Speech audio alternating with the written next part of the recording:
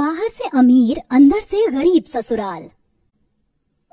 माँ 8 बज चुके, हमें स्कूल जाना है, जल्दी से हमारा लंच दीजिए ना। और क्या बनाया है हमारे लंच में? नंदिनी, अभी आज मैंने दाल रोटी बनाई है, वही रख रही हूँ। माँ आपको पता है ना, हम ये गरीब वाली रोटी सब्जी स्कूल में ले जाएंगे तो हमारा कितना मजाक उड़ेगा। आप तो जानती है ना, हमें थोड़ा दिखावा करना पड़ता है। स्कूल में बच्चे कटलेट, पास्ता, मैगी ये सब लेकर आते हैं, आप भी दिया करो। हाँ, तो ये सब भी तुम लोगों ने ही शुरू करवाया है। बहुत स्कूल में बोलते थे माँ बच्चे हमें चढ़ाते हैं, सब अमीर बच्चे आते हैं, ऐसा करो। आज स्कूल में कह देना हमारी मम्मी क्या बोलते हैं इंग्लिश में, हेल्थ कॉन्शियस है, इसलिए हमें हेल्दी खाना दिया है। ठीक है माँ। फिर दोनों बच्चे स्कूल चले जाते हैं, तभी सास सरोज कहती है, अरे बहू क्यों बच्चों को डांटती रहती है? सिर्फ बच्चों की वजह से थोड़ी हो रहा है, हमारी तरफ से भी कुछ दिक्कतें रही थी, जिसके बाद हमने अमीर बनने का दिखावा शुरू कर दिया। याद है ना वो दिन? हाँ माँ जी। अरे स्वर्णा जी, आप हमारे घर पर आई थी, आपको हमारा घर कैसा लगा? वैसे आपका घर भी बहुत लग्जरी और अमेजिंग है। क्या पेंटिंग है, क्या झूमर है, क्या दीवार है, और बाहर से भी घर बहुत सुंदर है। Thank you for the compliment Saudamini ji, हमें भी आपका घर बहुत सुंदर लगता है। आपका घर बहुत क्लासी है। वैसे सरोज, मैं तुम्हारे घर नहीं आई, लेकिन सौदामिनी आप तो उनके घर गई होंगी ना? अरे आपने उनके घर की बात क्यों कर दी? इनका घर तो बाहर से इतना गरीबों वाला है, इसलिए मैं अंदर मिलने नहीं आई। खामखा ये लोग शर्मिंदा हो जाते। क्यों मंजरी बहू? सरोज, मैंने ठीक बोला ना? वो हमारे घर के हालात थोड़े ठीक नहीं है ना, इसलिए घर थोड़ा ऐसा ही है। कुछ सालों में नया घर बनवाएंगे। हाँ, इसके लिए तो मेरे पति भी दिन रात मेहनत करते हैं, और अभी देवर जी की भी तो शादी होनी है। ओहो, जब तुम लोगों का घर बाहर से ही ऐसा है तो नई बहू को छोटे से घर में कैसे रखोगे? कम ऑन, मिडिल क्लास से बाहर आओ, थोड़ा अमीर बनना सीखो, वरना ऐसे ही हर पार्टी में तुम लोगों की बेइज्जती हुआ करेगी। ऐसा कहकर सौदामिनी, स्वर्णा दोनों गरीब सरोज मंजरी पर हंसने लगते हैं। ये बात घर आकर उन्हें बहुत चुभती है, और बच्चे भी स्कूल से आकर अपनी गरीबी के बारे में बता देते हैं। माँ जी, मुझे बिल्कुल अच्छा नहीं लगा। ये दूर के रिश्तेदार सच में खराब होते हैं। देखा ना आपने, खुद अमीर है तो हमें उछाल दिया सबके सामने। मुझे तो लगता है माँ जी वो ठीक कह रही थी स्वर्णा चाची, हमें अमीर बनना सीखना ही होगा, वरना हमारी और हमारे बच्चों की बेइज्जती हर जगह होगी। मंजरी, तुम ये क्या बोल रही हो? पता है ना, घर की आर्थिक स्थिति सुधारने के लिए, घर को अच्छा बनवाने के लिए हमें कम से कम 50 लाख रुपए की जरूरत है। कैसे करवाएंगे ये सब? घर में पुराने पलंग है, सोफा नहीं है, चटाई है, रसोई भी गांव जैसी है, हैंडपंप है, मोटर भी नहीं लगी। घर में बातों से कुछ नहीं होगा मंजरी। आपने बिल्कुल ठीक कहा, लेकिन हमारे अकाउंट में 1 लाख तो है ना, हम बाहर से अपना घर अच्छा बनवा लेते हैं। बच्चे लोगों को तो ये नहीं लगेगा ना कि हमारा घर बाहर से भी गरीब है। अंदर का हम धीरे धीरे ठीक कर लेंगे। और रही बच्चों की बात, तो मैं थोड़ा उनको अच्छा अच्छा खाना देने की कोशिश करूंगी। बहू, क्या अमीरी का दिखावा करने से हमारी परेशानी खत्म हो जाएगी? ज्यादा नहीं हमारी, लेकिन थोड़ी सी हो जाएगी। हमारे बच्चे को कोई स्कूल में ना परेशान करेगा, ना कोई गरीब बोलेगा। बाहर से लोग हमारे घर को देखकर बातें नहीं बनाएंगे। हाँ, जो घर के अंदर आएंगे हम उन्हें आने नहीं देंगे।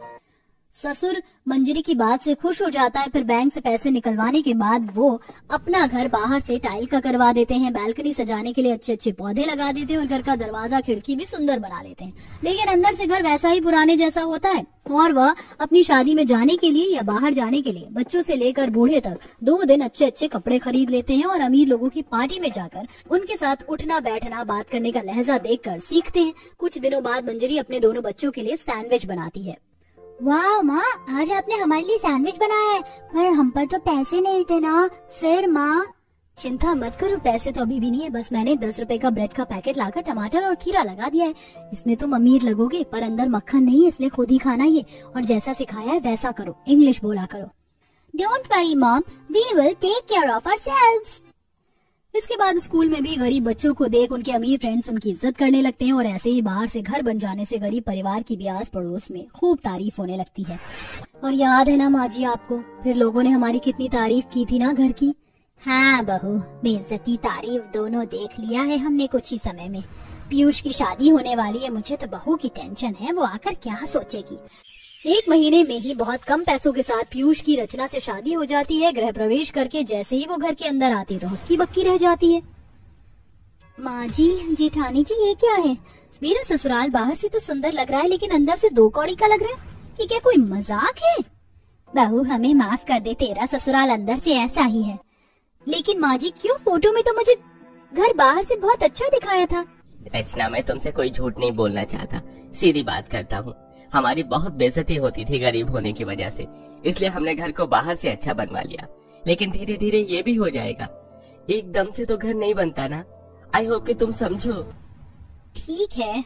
चाची आप बहुत अच्छी लग रही है। क्या आप शादी में सबको अच्छा दिखना चाहती थी या आप सच्ची में पैसे वाली हो? क्योंकि आपका लहंगा तो बहुत महंगा लग रहा है। माँ जी, पीयूष, बच्चे भी यही बातें करते हैं। हाँ चाची, हमें अपने घर के हालात पता है, इसीलिए। बहुत बातें हो गई बच्चों, तुम सब थक गए होगे ना, जाओ सब आराम करो। ठीक है दादाजी। सब सोने चले जाते हैं। अगले दिन अमीर घर की बहू को गरीब रसोई में खाना बनाने में बहुत परेशानी का सामना करना पड़ता है। चूल्हे पर खाने का इंतजाम करती है। इसके बाद रचना की पहली रसोई हो पाती है। दिन गुजरते हैं। रचना बड़ी मुश्किल से अपने गरीब ससुराल में एडजस्ट कर पाती है। पीयूष, हम घर में कैसा खाना खाते हैं? ये दाल प्याज रोटी भी कोई खाना होता है? आज मैं घर में कुछ अच्छा सा बनाना चाहती हूँ। लेकिन 2 दिन से भैया और मैं कोई सब्जी लेकर नहीं आए हैं। फ्रिज में बस पालक की डंडी, एक गाजर, आधा टमाटर पड़ा हुआ है बस। कोई बात नहीं, आज रात को हम सब सूप पियेंगे। रात को रचना बची हुई सब्जियों से सूप बना देती है, जिसे पीकर घर वाले बहुत खुश होते हैं। वाह बहू, घर में कुछ न होने के बाद भी तूने 5 स्टार होटल जैसा सूप बना दिया। थैंक यू पापा जी। अगले दिन नंदनी और अभी फैंसी ड्रेस कंपटीशन की वजह से रो रहे थे। उनके पास कोई कपड़े नहीं थे। बच्चे अपने चाचा के पास आते हैं।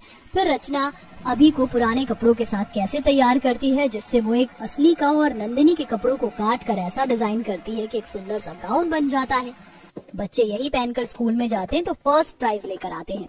चाची, माँ, दादी, दादा, पापा, चाचू, देखो हम फर्स्ट प्राइज लेकर आए। प्रिंसिपल को हमारी ड्रेस बहुत अच्छी लगी। देखा, मैंने कहा था ना। सब लोग बहुत खुश होते हैं कि सौदामिनी घर के अंदर आकर जोर जोर से हंसने लगती है। ये क्या सरोज, मैंने सोचा था तूने अपना घर बनवा लिया, लेकिन अंदर से तो कबाड़ा ही है। सच बता, मेरी बात सुनकर तूने घर बाहर से बनवाया था ना? सौदामिनी, अपने आप को इतना अच्छा मत समझ कि मुझे तेरी बातों से फर्क पड़ेगा। हम बस धीरे धीरे अपना घर बना रहे हैं, तो हमने पहले बाहर से ही बना लिया। झूठ मत बोल। उस दिन जब मैंने स्वर्णा के सामने तेरे परिवार की बेइज्जती की थी, उसके बाद तू जितनी भी पार्टी में आई है ना, बहुत अच्छे से कपड़े पहन कर आई थी। और ये घर भी उसके बाद ही बनवाया तूने, बाहर से। पर देखो, अंदर से तो गरीब की गरीब ही है। मैं चलती हूँ, क्योंकि तुम्हारे पास मेरी खातिरदारी करने के लिए कुछ खाने पीने का थोड़ी होगा। ये कहकर सौदामिनी चली जाती है और रचना को बहुत बुरा लगता है। देख लिया माँ जी आपने, सिर्फ अमीर होने का दिखावा करने से कुछ नहीं होगा। हमें अपना स्टेटस हकीकत में अमीर वाला बनाना होगा, वरना कोई भी हमारे घर के अंदर आकर ऐसे ही मजाक उड़ाएगा। मैं पढ़ी लिखी हूँ माँ जी, मैंने जॉब भी की है। मैं घर को सुधारना चाहती हूँ। ओ, मम्मी की पेंटिंग गिर गई मुझसे। वाओ, ये पेंटिंग दीदी आपने बनाई है? वो भी अपने हाथों से? या ये भी दिखावे का हिस्सा है? रचना, कैसी बातें कर रही हो? घर में खाने के लिए पैसे नहीं है, मैं पेंटिंग क्यों खरीदूंगी? ये तो मैंने बनाई है। सच में आप इतनी अच्छी पेंटिंग करती हैं, तो दीदी आप अपनी कलाकारी को सही जगह इस्तेमाल क्यों नहीं करती? आपने ऐसी पेंटिंग बनाई है, मैं इसे ऑनलाइन बेचूंगी। आप मानेंगी नहीं, आपके घर बैठे बैठे एक पेंटिंग के 5 से 10,000 रुपए मिल जाएंगे। क्या सच में रचना ऐसा हो सकता है? हाँ दीदी। फिर रचना ऑनलाइन एक वेबसाइट बनाती है और जॉब करती है। दूसरी तरफ मंजरी भी बहुत सारी पेंटिंग बनाती है। 2 महीने के भीतर ही उसकी पेंटिंग ऑनलाइन महंगी महंगी बिकना शुरू हो जाती है। साथ ही दोनों के पति बहुत मेहनत करते हैं और मात्र 8 महीने में चारों मिलकर इतने अच्छे पैसे जमा कर लेते हैं कि अपने घर को सिर्फ बाहर से ही नहीं, अंदर से भी लग्जरी बनवा लेते हैं। और अब कोई भी उनके घर अंदर से गरीबी वाला नहीं बोलता था, ना ही उन्हें अमीरी का ढोंग करना पड़ता था। देखो देखो, वो सब्जी कितनी स्वादिष्ट लग रही है। पता है उसे क्या बोलते हैं? उसे शाही पनीर बोलते हैं। बहुत टेस्टी लग रहा है ना? चलो हम दोनों खाते हैं। मुकुल और परी दोनों ही गरीब परिवार के बच्चे थे। उन दोनों की हालत भी बहुत ज्यादा खराब थी। वो दोनों गलती से एक शादी में घुस गए थे और वहाँ उन्होंने शाही पनीर की सब्जी देख ली। वो जैसे ही खाने जाते हैं, शादी वाले लोग उन्हें देखकर रोक देते हैं।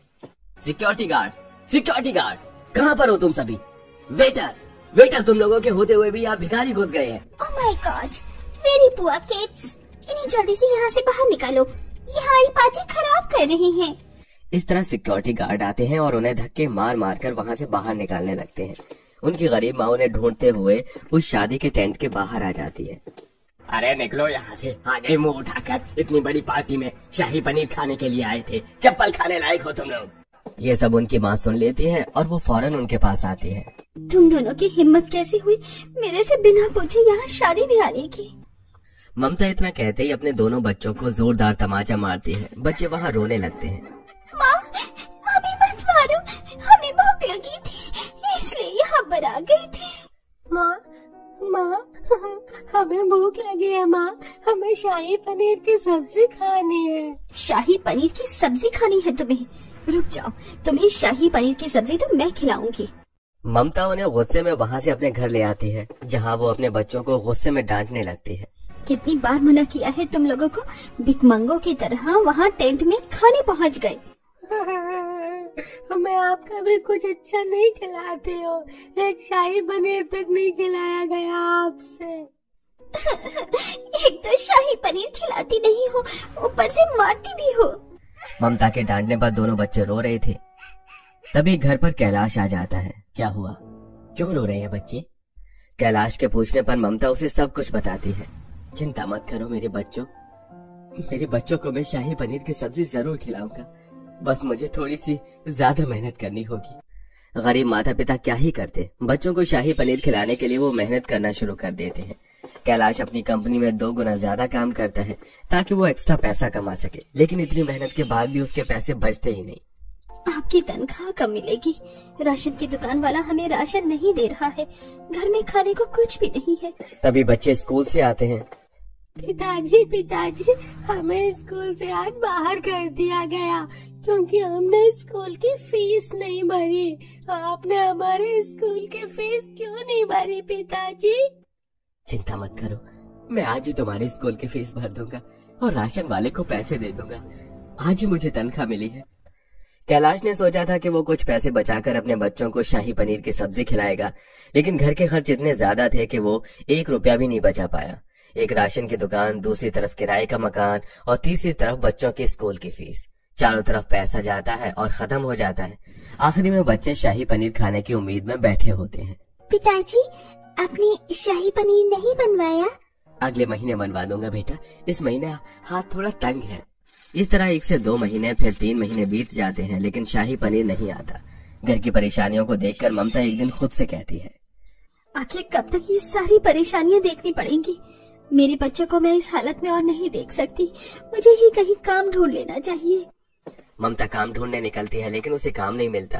कहीं सिलाई की दुकान पर तो कहीं कपड़ों की दुकान पर, उसे कहीं काम नहीं मिलता। इतने दिनों से काम ढूंढ रही हूँ, लेकिन कहीं काम भी नहीं मिल रहा। आखिर करूँ तो करूँ क्या? ममता घर में परेशान होकर बैठ जाती है। एक दिन वो सब्जी मंडी जाती है तो रास्ते में एक रेस्टोरेंट पड़ता है, जहाँ वैकेंसी ओपन का बोर्ड लगा होता है। क्या पता यहाँ बात बन जाए, एक बार ट्राई करने में क्या ही जा रहा है। ममता रेस्टोरेंट के अंदर जाती है और अपनी नौकरी की बात करती है, जहाँ उसे होटल के अंदर सर्विस की नौकरी मिल जाती है। वो नौकरी पाकर बहुत खुश होती है। आखिरकार मुझे नौकरी मिल गई, अब मैं अपने बच्चों को शाही पनीर जरूर खिलाऊंगी। ममता मन लगाकर मेहनत करती है, कभी किसी को डिश लाकर देना तो कभी किसी के टेबल से झूठे बर्तन उठाना। वो अपने काम को बहुत ही ईमानदारी से करती है, लेकिन अभी पूरा महीना बाकी था। बस ये पूरा महीना किसी तरह निकल जाए, फिर मैं अपने बच्चों को शाही पनीर खिलाऊंगी। ममता बावर्ची को देखती है, वो शाही पनीर की सब्जी बना रहा होता है। मेरे बच्चे शाही पनीर खाएंगे तो बहुत खुश हो जाएंगे।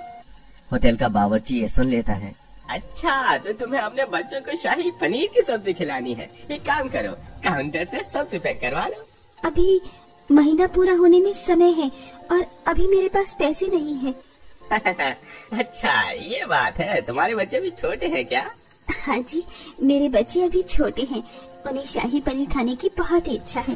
बस उन्हीं की वजह से आज मैं यहाँ काम करने के लिए आई हूँ। जैसे ही मेरी पहली तनख्वाह आ जाएगी, मैं अपने बच्चों को शाही पनीर की सब्जी खिलाऊंगी। उन्होंने जिंदगी में आज तक कभी भी शाही पनीर की सब्जी नहीं खाई। ये बात सुनते ही बावर्ची की आंखों में आंसू आ जाते हैं। ऐसे ही जब मैं छोटा था तब मेरी माँ भी बहुत गरीब थी और मैं हमेशा कुछ न कुछ खाने की जिद किया करता था। मैं तुम्हारी परेशानी को समझ सकता हूँ। इस होटल में हम बावर्चियों को मुफ्त में खाना मिलता है और उसके पैसे भी नहीं लगते। मैं चाहे कुछ भी खा सकता हूँ, इसलिए तुम मेरे नाम से काउंटर पर खाना पैक करवा लेना, जो तुम्हें खाना हो। ये सुनते ही ममता बहुत खुश हो जाती है। अरे क्या बात कर दी आपने, आप तो बहुत भले इंसान लगते हो।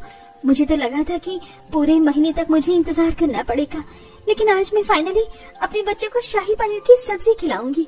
मेरे बच्चे बहुत खुश होंगे। हाँ हाँ बिल्कुल, अपने बच्चों के लिए भी लेकर जाना और खुद भी खाना। आखिर देखो तो सही, हम बावर्ची शाही पनीर कैसे बनाते हैं। बावर्ची ऐसा कहकर मुस्कुरा रहा होता है कि अचानक से उसकी तबीयत खराब होती है और वो बेहोश हो जाता है। होटल के कुछ लोग तुरंत एम्बुलेंस बुक करते हैं और उसे वहाँ से अस्पताल ले जाते हैं, जहाँ बावर्ची को अस्पताल में एडमिट कर लिया जाता है। बावर्ची को एक मिनी हार्ट अटैक आया होता है, जिसकी वजह से अब वो रेस्टोरेंट में वापस नहीं आने वाला था। हे भगवान, थोड़ी सी उम्मीद थी तो उसे बेचारी बावर्ची की तबीयत खराब हो गई। कोई बात नहीं, भगवान तुम उन्हें ठीक कर देना, मैं महीना खत्म होने का इंतजार कर लूंगी। ममता के अंदर थोड़ी सी उम्मीद जगी थी, लेकिन अब वो भी ठंडी हो गई। दूसरा बावर्ची तो बहुत खड़ूस आता है, जो अपने आसपास किसी को खड़ा भी नहीं होने देता। अरे यहाँ क्या खड़ी हो? तुम जैसे सर्विस वाले लोगों का काम होटल में आए हुए लोगों का ध्यान रखना होता है ना कि यहाँ हमारे पास खड़ा होना। चलो, जो अपना काम है उसको करो। ठीक है, जा रही हूँ। बाहर आकर वो सर्विस करने लगती है, तभी एक कस्टमर उसके ऊपर भड़क जाता है, क्योंकि उसके हाथों से जूस का गिलास गिर जाता है। अरे क्या कर रही हो तुम? अंधी हो गई हो क्या? ऐसी सर्विस देते हैं किसी को? तभी वहाँ मालिक आता है। नालायक, ये क्या किया तुमने? चले जाओ यहाँ से और दूसरे सर्विसमैन को भेजो, और हमारे प्यारे कस्टमर्स के लिए इस बार स्पेशल जूस बनवा कर भेजना। इस तरह बेचारी ममता की आंखों में आंसू आ जाते हैं और वो रोते हुए अंदर आ जाती है।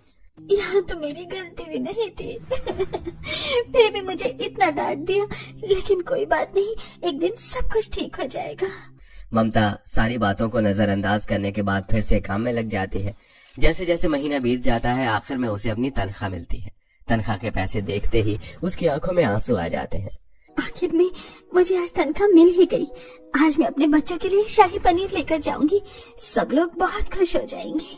ममता अपने पैसों से शाही पनीर खरीदती है। वो उसी होटल में से शाही पनीर पैक करवाती है और घर पर ले आती है। मैं अपने बच्चों के लिए कुछ नहीं कर पाया, लेकिन तुमने माँ होकर कर दिखाया। तुमने बहुत मेहनत की अपने बच्चों को शाही पनीर खिलाने के लिए। आप ऐसा मत कहिए, आप दिन रात मेहनत करते हो और पता नहीं कितने सालों से मेहनत करते आ रही हो। मेरी मेहनत कुछ भी नहीं है। मुझे तो अभी 1 महीना ही हुआ था नौकरी करते हुए, लेकिन मैं आगे भी नौकरी करूंगी और आपकी मदद करूंगी। आज सारे दुख दर्द भूलकर हम शाही पनीर खाते हैं। हमारी माँ शाही पनीर ले आई। देखो, आज हम लोग शाही पनीर खाने वाले हैं। आज तो बहुत अच्छा दिन है जो हम शाही पनीर खाएंगे। आपका बहुत बहुत शुक्रिया माँ, जो आप हमारे लिए शाही पनीर लेकर आई हो। हमने आज तक शाही पनीर नहीं खाया था और आज हम लोग शाही पनीर खाएंगे। आज तो मजा आ जाएगा। इस तरह गरीब परिवार बहुत संघर्ष करने के बाद शाही पनीर की सब्जी खाता है और उस दिन के बाद से ममता नौकरी करके कैलाश की मदद करती है, जिसके बाद धीरे धीरे उनकी परेशानियां भी कम होने लगती हैं और वो खुशी खुशी रहने लगते हैं।